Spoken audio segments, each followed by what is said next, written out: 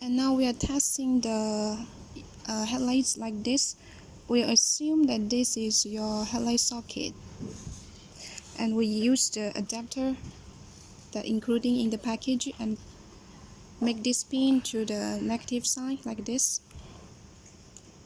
Then use this extend yellow wire in the package and one pin to the low pin or the high pin as you want.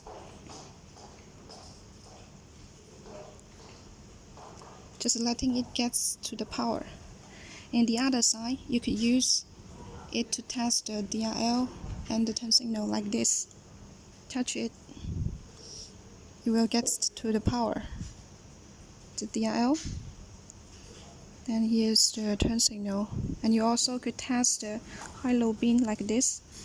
Use this pin. It's working.